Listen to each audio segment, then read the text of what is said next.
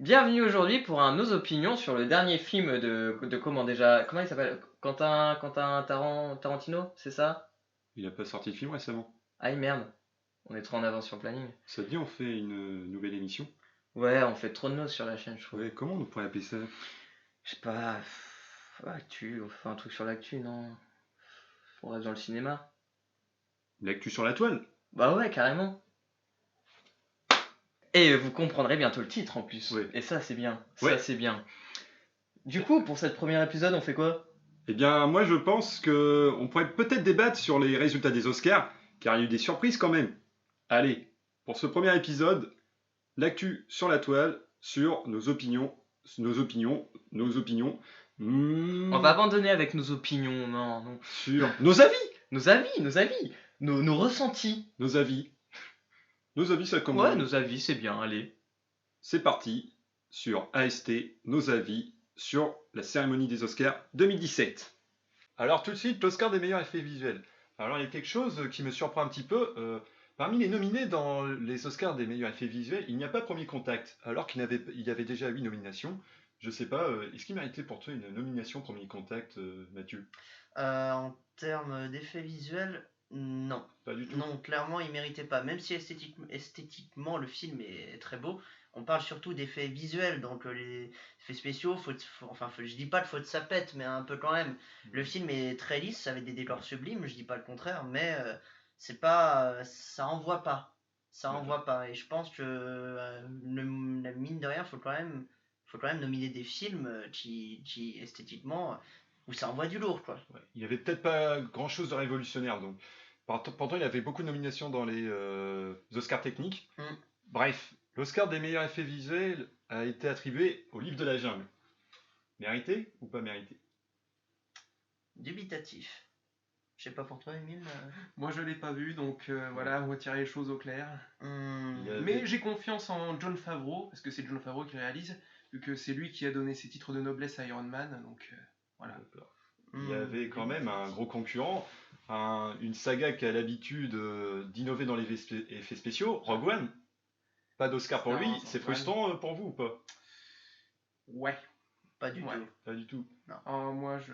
Parce que ce qu'on voit quand même dans cet épisode de la saga, on voit une princesse Leia beaucoup plus jeune et un Peter Cushing ressuscité en Grand Moff Tarkin. Ah, une princesse Leia, faut Oui, pas oui, la trop CGI. s'approcher, hein, parce que, excuse-moi, mais je dis pas que moi est pixel, mais on voit que c'est du numérique quand même. Ouais, D'accord. oui, ça se voit ça tout de fait mal. suite par la peau, beaucoup trop lisse, trop parfaite. Mais bon, en même temps, c'est des effets spéciaux, donc c'est censé être beau à la base. Vous Ah, vous avez trouvé ça beau? Ah oui, moi j'ai trouvé ça beau. Bon, c'était un peu trop artificiel, mais bon, Trop c'est normal. artificiel. Vous Ouais. pensez que c'est pour ce détail-là qu'il n'a pas eu l'Oscar des meilleurs effets visuels? Ça peut jouer. Je sais pas, parce que d'un autre côté, oui, c'est des effets spéciaux qui sont obligatoirement faux. Enfin, ça se voit que c'est faux, mais en même temps, on peut pas faire autrement. Mais Voilà. après, c'est pas que pour le modelage des visages, parce que ça, on l'a déjà vu dans d'autres films. Par exemple, je vais prendre l'exemple le plus connu, Gollum. Voilà, un personnage entièrement fait en CGI. On y croit à fond. Hein, on croit vraiment que c'est une vraie créature faite de chair et de sang. Hein. Voilà.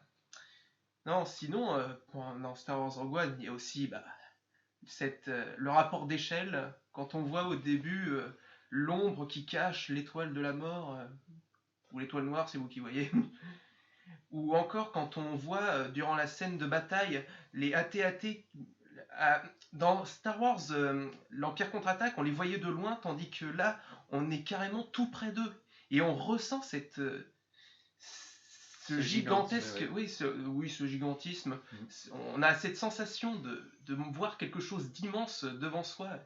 Et c'est là où les effets spéciaux sont prenants. On est à fond dedans, on en prend plein les yeux, voilà, tout simplement. Je suis pas d'accord. Ouais, on en prend plein les yeux, mais je pense pas que le gigantisme ait, on va dire, un caractère obligatoire pour obtenir. Non, je les dis pas Oscars. que le gigantisme est un caractère obligatoire, mais quand les effets spéciaux sont tellement prenants qu'on y croit dur comme fer, surtout en 3D, voilà. Après, moi, je pense j'en ai que eu des frissons, voilà. Le livre de la jungle, il était quand même beaucoup plus poétique aussi. Et c'est ça qui a fait que peux pas le te film, dire, je l'ai pas que le film a gagné, a gagné cet Oscar. C'est à réussir à avoir des effets visuels à la fois beaux et poétiques. Alors Star Wars, c'est du pam pam boum boum. Bah voilà, quoi, c'est D'accord. pour moi, c'est Pam pour ça pam qu'il a boum gagné. boum, Ouais. je t'en prie. Hein. Oh, c'est vrai, pam pam boum boum, c'est au hasard, et puis basta, quoi. Donc, Voilà. Je suis pas d'accord, je suis pas du tout d'accord. Ouais. Mais bon, voilà, on va pas débattre là-dessus.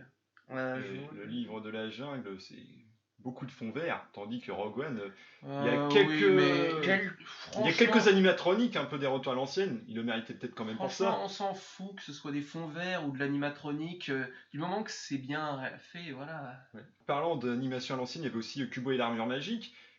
Ça aurait pu L'animation être un pas- Oscar mérité, comme il mélange de l'image par image, la stop motion, effet 3D. Ah bon? Je croyais que ça faisait uniquement ça se faisait uniquement en stop motion. Stop motion et effet 3D, je pense qu'il aurait peut-être pu le mériter pour ça.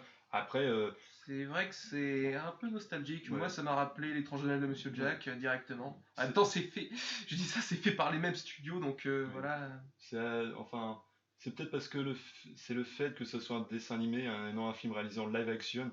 Parmi la concurrence, il y avait le très psychédélique Doctor Strange. Mm.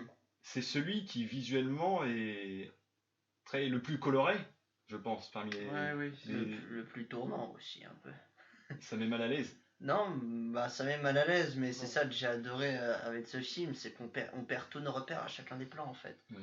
Et c'est ça que j'ai trouvé vraiment grandiose. Pour moi, ça m'aurait fait plaisir que le Doctor Strange gagne Oscar parce que on aurait eu, je crois que c'est d'autres on aurait eu un premier Marvel Ouais, qui ouais, aurait le gagné un premier. Oscar. Ouais. D'ailleurs, moi, déjà, je trouve ça surprenant qu'un film Marvel réussisse à s'être nominé pour les Oscars parce que. Voilà, on a une fâcheuse tendance à cracher sur les films Marvel en ce moment, comme quoi ils sont trop populaires et trop banals. Mais pour moi, bien que je suis heureux qu'il soit nominé, non, il le mérite pas. Parce que oui, c'est bien beau, tous ces effets visuels, cette impression de perte de repères, ce monde sans dessus-dessous, toutes ces couleurs. Mais il y a juste un petit problème, c'est que voilà, ça a déjà été fait. Pour citer juste Inception, qui donne cet effet de perte de repères. Par contre, pour les couleurs, je dois l'avouer que sur les couleurs, ils sont très originaux. Hein. C'est magnifique, c'est un arc-en-ciel en fait. T'as l'impression de voir un arc-en-ciel du début à la fin. Tu dis que ça a déjà été fait, ce qui est le cas, mais de manière bien plus modeste. Parce que Inception, t'as peu de moments où ils font vraiment tourner en bourrique le décor. Ouais, mais c'est justement le fait qu'il y ait peu de moments qui rend ces moments plus saisissants, plus marquants. Tandis que là, il y en a beaucoup, mais il y a des moments où ça m'est arrivé très rarement où j'ai un peu saturé. Voilà. Ça t'a donné la gerbe. Non, ça m'a pas donné la gerbe, c'est juste qu'à certains moments, je me suis dit, oui, bah, ok, tu m'envoies des effets spéciaux dans la gueule, continue, mais c'est bon, j'ai compris, pas la peine de m'en envoyer dans la gueule toutes les 5 minutes. Hein. Mais bon, voilà. C'est l'un des rares Marvel où les effets spéciaux privilégient plus, on va dire, l'architecture, le changement d'architecture des décors plutôt que les grosses explosions. Je sais pas ce que vous en pensez. Ouais, c'est pour ça que. Oui, bah en même pour moi, temps, ils vont là, gagner. c'est pas des robots, des demi-dieux, des mecs en armure high-tech qui se battent, c'est des magiciens. Du coup, voilà, j'aime bien cette idée, oui, que les magiciens utilisent leur environnement et le modèle à leur guise pour pouvoir transcender, transformer tout ce qu'ils ont à leur portée. Donc sur ce, concernant l'Oscar des meilleurs effets visuels, une récompense plutôt mitigée pour les livres de la jungle, mais qui n'était néanmoins pas du tout volé. Voilà. À présent, l'Oscar du meilleur scénario original. Le vainqueur, Manchester by the Sea. Qu'en pensez-vous, les gars? C'est un très très bon scénario, très émouvant, très bien amené, très bien construit. Après, l'histoire de fond est assez quand même banale. On le sait du déjà vu quoi. Mais la structure et le scénario est vraiment très bonne. Après, pour moi, est-ce que c'était celui qui le méritait plus? Je pense pas. Parce qu'il y avait un film qu'on avait, une histoire du jamais vu, par exemple The Lobster, il me semble. T'en as pensé quoi, Mathieu? Est-ce qu'il le méritait, cet Oscar? Pour moi, The Lobster, en tout cas, dans la thématique qu'il traitait et les messages qu'il diffusait de manière totalement implicite sur le fait, les relations amoureuses. Bon, on avait ça. D'ailleurs, La La Land était nominé pour les Oscars du meilleur scénario original. Une nomination que je trouvais assez bizarre, parce que c'est juste une histoire d'amour pour moi. Enfin bref. The Lobster, ça traitait des messages comme quoi, est-ce qu'on est nécessairement obligé de se mettre avec quelqu'un avec qui on a forcément des points communs en fait. C'est un peu ça aussi le fond du film. Si on trouve pas un partenaire avec qui on a un point commun, au bout de 45 jours, on est transformé en animal. C'est total. Dit comme ça peut paraître totalement con, mais c'est juste, c'est le concept est juste génial. Et je pense que c'était le candidat le plus rude pour Manchester by the Sea en tout cas. Ouais, d'ailleurs, c'était la seule nomination qu'avait ce film. On peut comprendre parce que c'est un film, une coproduction internationale. Il est sorti en 2015 à peu près dans le monde et je sais pas si c'est la même pour les États-Unis. Fin 2015, oui. Mais La La Land pour vous ne méritait pas l'Oscar du meilleur scénario du coup. Bah, il le méritait pas, mais parce que si on prend l'histoire, elle est assez simple. C'est vrai. C'est une histoire d'amour, comme on l'a dit, comme on l'a vu des millions de fois. Mais de la part de Damien Chazelle, il y a quand même un gros travail de recherche. Il a réussi à rassembler toutes les comédies musicales en fait. Et pour en créer une histoire, un bloc est vraiment qui rend, mais enfin c'est impeccable quoi. L'histoire est simple, mais c'est ce qu'on aime, c'est ce qu'on veut. On veut pas plus compliqué, parce que ça fonctionne et c'est le principe. Donc voilà, je pense pas par rapport à The Lobster, je pense pas qu'il méritait plus l'Oscar que The Lobster, mais pour moi, ça reste quand même un bon scénario et quand même pas mal de travail dessus. Ouais, un bon scénario qui se concentre surtout à l'hommage et les clins d'œil, les références. C'est peut-être pour ça aussi qu'il ne méritait peut-être pas. Après, est-ce que selon vous, il y avait des grands absents pour cette catégorie? Pas pour moi, aucun pour moi en tout cas. Pour moi, il y en a un gros, c'est The Nocturnal Animals. D'accord. Pour moi, ce scénario-là était super parce qu'il arrivait à rassembler 3 histoires différentes et tout en les amenant, et ça crée une fluidité. Le film est super fluide et c'est ce qui et ça rend super bien, et pour moi c'était celui qui aurait même mérité l'Oscar parce que le scénario était super original, il prend au trip dès les premières secondes alors. Oui, et on aime beaucoup s'amuser à retrouver les liens entre ces 3 fameuses histoires. Damien Chazelle a remporté l'Oscar du meilleur réalisateur. Cela semblait évident quand même. La La Land, c'est un film qui reste longtemps en tête, hein, les images, tout ça. Les plans séquences surtout. Plans séquences, même le jeu des couleurs surtout aussi. La construction des plans est millimétrée, tout est pensé. Il devait gagner, c'est obligé. Sinon c'était volé, comme tu l'avais dit précédemment. Je pense clairement que c'était volé. S'il n'aurait pas gagné, ça aurait pas été normal quoi. C'est le point fort du film. Donc il devait gagner. Juste, j'ai pas souvenir qu'il y ait un autre concurrent qui visuellement soit meilleur quoi. Moonlight, Laura, par rapport à La La Land? Non, visuellement il est beau, mais pas aussi beau que La La Land. D'accord. Et la mise en scène pas du tout marquante par rapport à La La Land, parce que La La Land, la mise en scène... Bon, c'est pas la même chose. Après on compare une comédie musicale avec un film musical, avec... Un drame.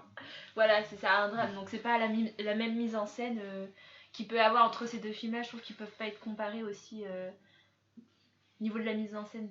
D'accord. Il y a dans La La Land une valorisation des grands espaces. Ça a été tourné en cinémascope, en Panavision.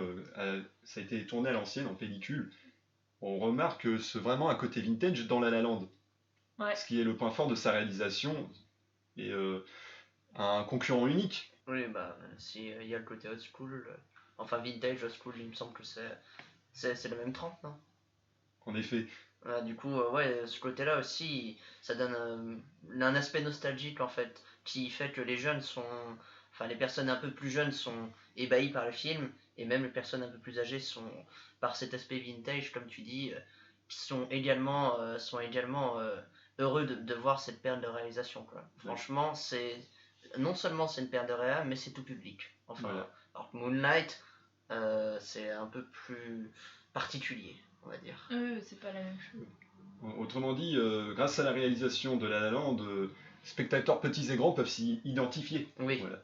Oui, Oui, c'est sûr. Puis avec les références aussi, références. Griffith Ouais. et le film, je sais plus c'est quoi. La Fureur de vivre. Voilà, La Fureur de vivre, mais il qui y est a pas un beaucoup de film références. récent, donc, Même dans les danses, on remarque un tout petit passage, on remarque que Ryan Gosling, il prend le lampadaire à la Oui, il y a manière Jane de... Kelly dans son chanson sous la pluie. Mathieu, grand fan de Denis Villeneuve. Premier Contact. Ouais, pas Premier- déçu. Non, pas du tout.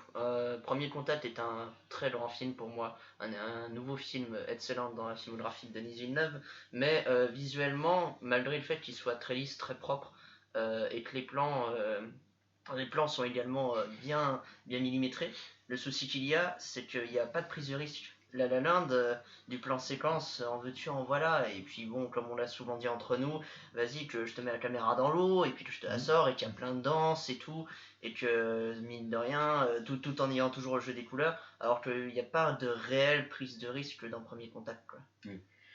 Ouais. Je pense que rien que pour la scène du début, ou même, moi pour ma part, c'est plus la scène finale qui m'a marqué en termes de réalisation. C'est un Oscar amplement mérité. Oui. La scène finale, enfin non, la scène du début, ouais. Scène du début, mais moi j'ai plus été marqué par la scène finale. Enfin, Les deux. avec le monde alternatif, si tu vois ce que je veux dire. Oui, l'intro et la conclusion. Et puis même, on a tendance à dire qu'il y a un peu moins d'histoire, que ça devient plus mélodrame au milieu, en fait. Plus le film avance et plus on abandonne le chant.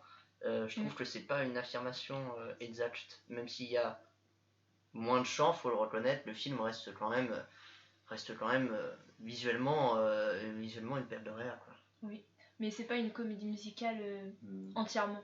Moi, le film, je l'ai adoré, mais c'est vrai que moi qui suis passionnée de comédie musicale, à un moment, je trouvais que c'était vraiment un peu le flottement au niveau du musical, comme on peut l'appeler, comme on peut le voir normalement. Toujours dans la mise en scène. Ouais.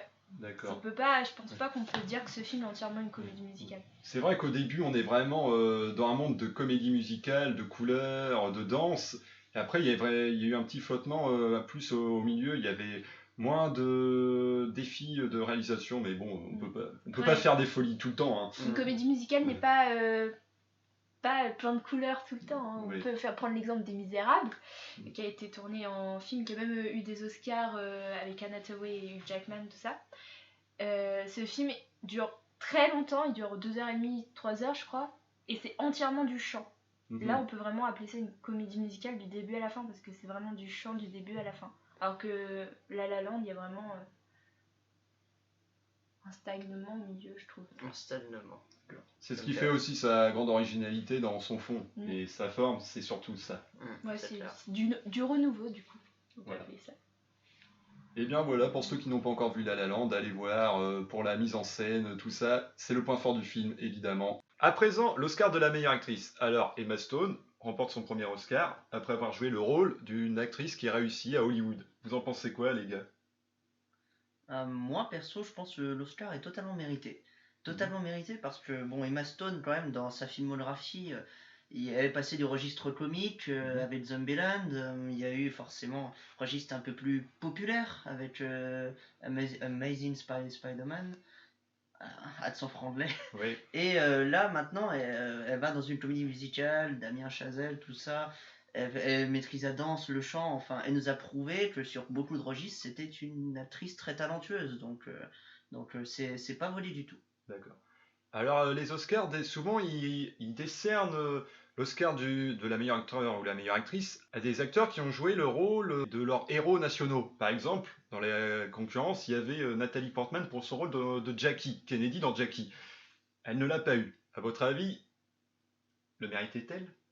Moi je pense elle méritait pendant 1h40 de film. Bon, le film est assez long et mal réalisé, la musique est chiante, mais il y a quelque chose de bien dans ce film, c'est Nathalie Portman. Je suis pas fan de Nathalie Portman de base, mais là pendant 1h40 elle mobilise l'écran, enfin oui, elle est toujours à l'écran, et elle joue bien, elle arrive bien à faire ressentir la tristesse c'est un mot faible parce qu'elle vient de perdre son mari, mais à faire ressentir toutes ces émotions ou la colère même des fois, je me souviens bien. Et on croit en elle, on croit en personnage, on croit que c'est vraiment Jackie en fait. Et je trouve que c'était une excellente performance de la part de Nathalie Portman. Mais je salue quand même, c'était très bien. Enfin, Emma Stone a quand même remporté elle le rôle. mérite. Elle mérite, mais face à Nathalie Portman, je sais pas. Je pense que Je suis pas Nathalie du Portman. tout d'accord avec toi, Alexandre. Enfin, elle joue bien Nathalie Portman, mais pour moi, sa nomination n'était pas justifiée. Ouais, mais tu dis ça parce que t'as détesté le film. J'ai détesté le film, j'ai détesté la performance de Nathalie Portman. Et pourquoi? Elle joue bien? Non, enfin oui, elle joue toujours. Elle joue ce qu'elle doit jouer aussi. Hein. Elle joue ce qu'elle doit jouer, mais il y a des moments dans le film où elle est quand même assez cruche, et je sais pas en fait si c'est la direction qu'elle a eue en tant qu'actrice vient du metteur en scène ou si. Enfin, je pense pas que tu lui as demandé d'improviser ça, mais il y a un moment donné, voilà quoi, c'est pas en pleurant à chaudes larmes sur des gros plans, veux-tu en voilà, et en faisant la cruche en présentant la Maison Blanche qu'on mérite une nomination aux Oscars. Je pense qu'il y a quand même un peu de satire. Mais attends, quand elle fait la cruche, c'est son rôle quand elle fait la cruche. Et justement, c'est parce qu'elle fait bien la cruche. Et quand tu te parles qu'elle fait ça tout le temps en gros plan, c'est super chiant. Comme je dis, la réa est super chiante avec tous leurs gros plans. Mais leurs gros plans, elle, en tant que son visage, il marche. Elle fait ce qu'on lui demande. C'est la réalisation qui a fait beaucoup trop de gros plans. Le problème du film, c'est pas du tout l'actrice, c'est tout ce qu'il y a autour. Accessoirement, même si elle a bien joué, à un moment donné, on donne les prix aussi pour les rôles qu'ont joué les acteurs. Et même justement, si de base le metteur en scène il foire un peu la manière dont tel acteur ou telle actrice doit jouer, à ce moment-là, c'est même si derrière on a Nathalie Portman qui a toujours très bien géré son rôle. Si le rôle de base est mauvais, je pense pas qu'on peut se permettre de nominer aux Oscars l'actrice juste parce qu'elle joue bien un rôle mauvais pour moi. Mais elle joue très bien son rôle. Le rôle de Jackie est très bien retranscrit. C'est un biopic. Franchement, enfin, Nathalie Portman, elle gère tout le long et elle fait son boulot d'actrice. Elle fait bien. C'est la réac. Est-ce que ça méritait une nomination? Je suis pas d'accord pour ça. Bah moi, je sais pas si elle méritait plus qu'Emma Stone, mais les deux arrivent à bien retranscrire ce qu'on leur demande de faire, ce que après la mise en scène foire complètement dans Jackie, mais son rôle, quand elle fait la cruche, quand elle présente la Maison Blanche, elle fait tellement bien et ça marche. Quand elle doit pleurer, quand elle est dans une tristesse profonde, on le ressent, on le voit. On le ressent peut-être pas assez à cause de la mise en scène et la réa. Je ne te contredis pas sur ça, mais pour moi ça mérite pas une nomination aux Oscars. D'autant plus que Nathalie Portman ne ressemble pas du tout à Jackie Kennedy. Voilà. Il y avait aussi dans les nominations Meryl Streep, mais bon, faut qu'elle se calme, elle a déjà remporté 2 Oscars de la meilleure actrice et un Oscar de l'actrice dans un meilleur second rôle. Et pas de petits regrets, notre petite Isabelle Huppert qui ne remporte pas l'Oscar de la meilleure actrice pour elle. Personnellement, aucun regret. Je pense que bon, il y avait Emma Stone en face. Ouais.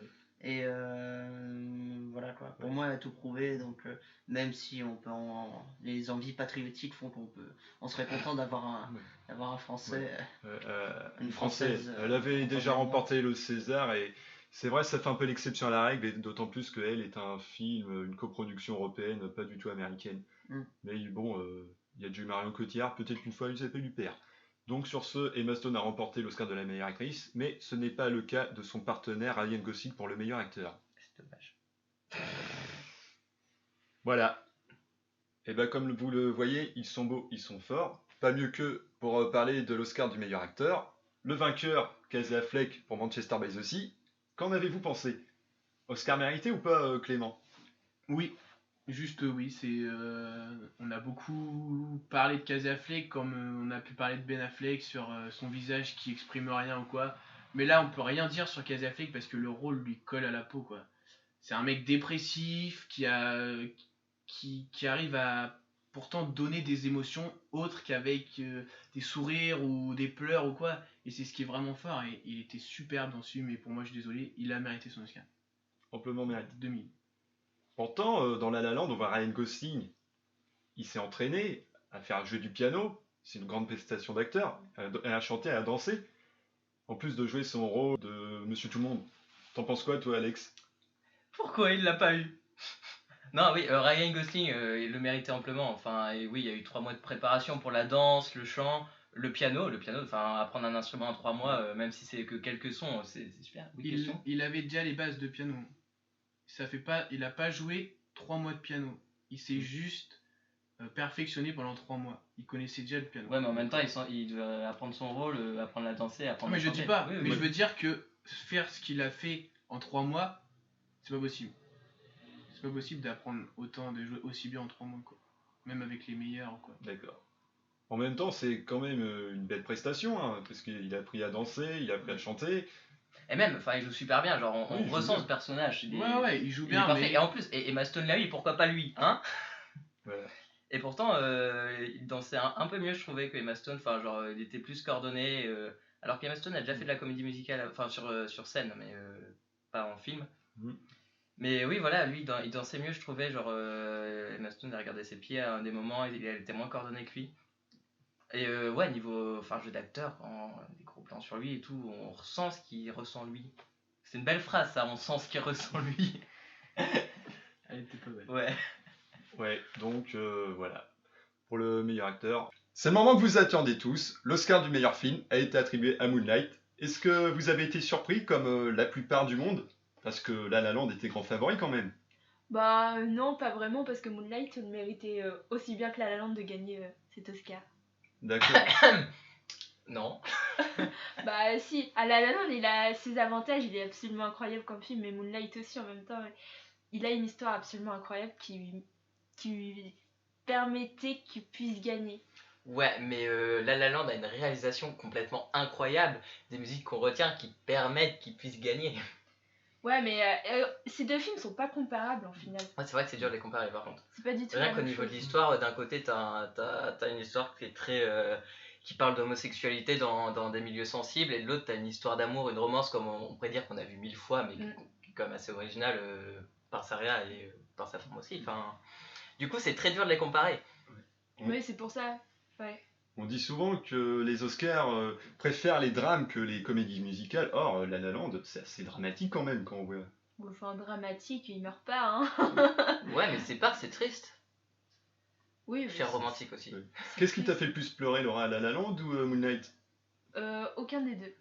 Insensible, voilà. Non, parce que Moonlight, il est bien, mais il se contente de raconter une histoire, il va pas dans la fiction profonde, ou qu'il y a un meurtre, ou des trucs comme ça. Il se contente de raconter l'histoire d'un homosexuel afro-américain en Floride. Et il va pas aller chercher plus loin. Du coup, c'est pas un film où on va ressentir beaucoup d'émotions au point de pleurer. D'accord. Mais c'est l'histoire d'une destinée quand même, par rapport à La La Land, c'est de son enfance jusqu'à l'âge adulte. Oui. C'est carrément une destinée, mais pas aussi passionnante que Forrest Gump, je pense, non? J'ai pas vu. On dit souvent que les Oscars, c'est politique. Est-ce que vous croyez que, on va aborder les sujets qui fâchent, il a été élu juste pour faire rager Trump, alors que La La Land, franchement, il a fait un carton, c'est un phénomène, c'est déjà un film culte. Moonlight, c'est le film qu'on va oublier, enfin, on s'en souviendra juste parce qu'il a remporté l'Oscar, entre guillemets, à la place de La La Land. Oula, alors là c'est compliqué. C'est politique, oui, mais en même temps c'est pas un film qui a démérité son Oscar. Parce qu'il est absolument incroyable comment il est fait ce film, l'histoire est absolument incroyable. La La Land c'est un film beaucoup plus populaire que Moonlight.